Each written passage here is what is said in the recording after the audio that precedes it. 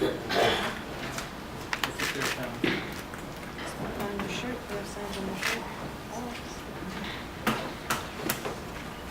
you. Please. My name is T. Banks, and I'm with a community organizer with Freedom Inc., and we are calling for community control over the police. That is community control over the police. That is community control over the police, and not community policing, not officer friendly that likes to sit in the corner of Fisher Street and Buick and police the kids and youth that are there, harass them. That's not what we're calling for. We're not calling for community policing, we're calling for community control over the police. There have been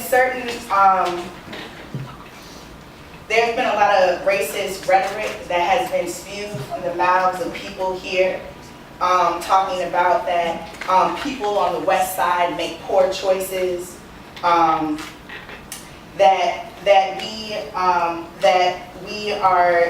there is a silent majority, and that the people that are calling for community control over the police are basically just whistleblowing and not having any truth to it. If we had community control over the police, we wouldn't know such names as Sierra Finkley or Janelle Laird.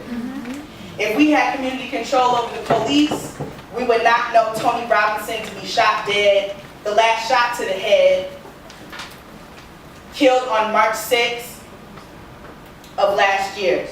Again, if we had community control over the police, we would not know Sierra Finkley's name or Janelle Laird's name. Sierra Finkley was a young black woman, a mother that was in a domestic violence situation. She called the police 3 times. 3 times she called the Blue of Madison. And each time that they came, they did not take her seriously, and to the point that her abusive partner came in down the door, tried to kill her and her daughter, and she was left to protect herself after she had called the police 3 times for help and he lost his life. If we had community control over the police, Sierra Finkley would not have had to save her and her baby's life, and a person's life would not have been taken, because if we had community control over the police, the first responders would have made sure that Sierra Finkley had the right protection and safety for her and her baby, and that she would be out of this situation healthily, and that the other person that was calling this domestic violence situation would also be held accountable in a way by the community and not violently. If we have community control over the police, I understand it that Janelle Laird, who was a young teen girl, 18 years old, in front of East Town Mall, would not have been beaten by the Blue of Madison Police Department.